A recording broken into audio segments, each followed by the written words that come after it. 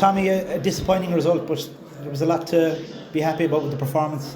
Yeah, especially after the way we pressed the self-destruct button on Friday. I thought, overall we were decent.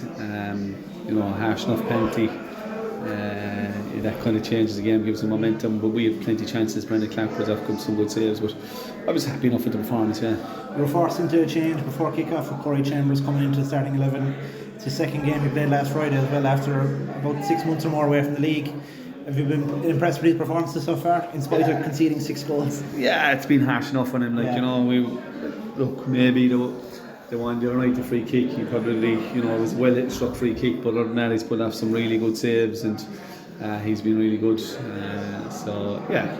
It's hard to come up here, against Galway, they're a good side, and it's their cup final against us, yourself. So it's a hard place to come, especially when they lift it like that.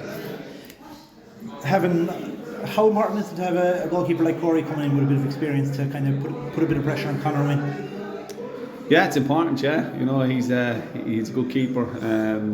Conor has been on for a long time, and he has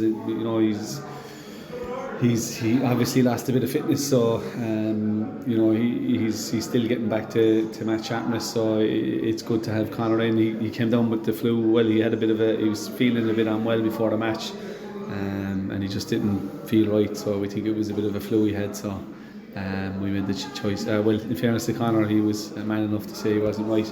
We were going to start with him because we felt we'd be getting a lot of high balls in, and obviously Conor's done well here in the past under the high ball, but we've 2 good options now. Just to go back to the game, you went for maybe a bit of a change structure at the back. Was it maybe a 5 even?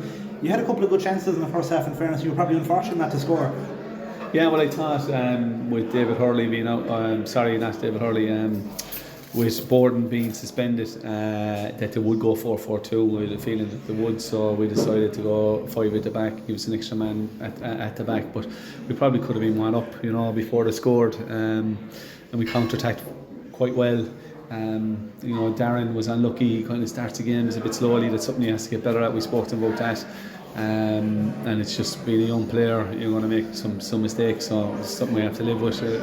Hopefully he can learn from it. I thought he was excellent second half, actually, and that shows his character as well. So he was really, really good to bounce back from it. Goes to show the experience of Galway. They really kind of killed the game off in the second half. They really nullified their chances, and they got that third goal. But as you said, it's never easy coming up here. No, and you got to get decisions. Got to go your way. Look, like they took Conor McCormack off at half time. Probably, he probably could have got a red card. It would have been harsh enough, but. He probably did stop an attack for a second yellow, so I think that's why they took him off. We've had those given against us in the past, so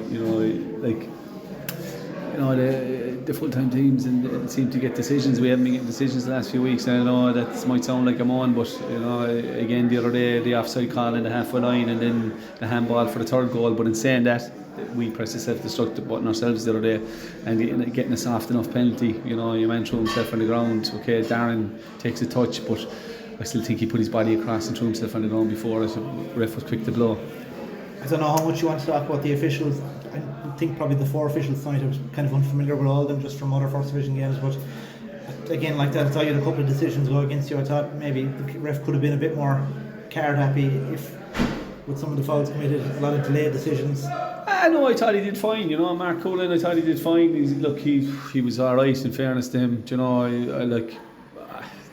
You rarely see penalties getting retaken. I wonder, would we get one retaken if it was the other way around? That was decision. That wasn't his decision. That was the linesman's decisions.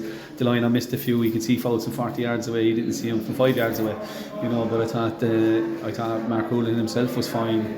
Bar maybe.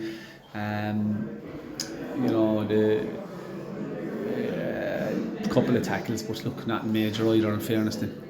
Talk to me next Friday now, away to Finn Harps. They're kind of a side revitalised since the break. They've brought in probably a half dozen signings, and they've gotten under a bit of form that they haven't had all season. It's another difficult trip.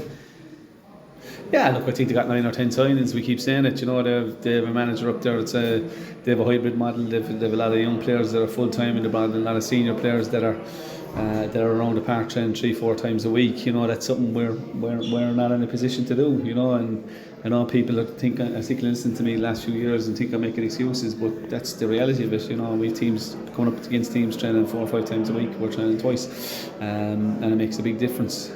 So we have to maybe plan for the future and start catching up with the rest, and hopefully in the years to come the club can be in a position to train 4 or 5 days and go, you know, as close to full time as possible.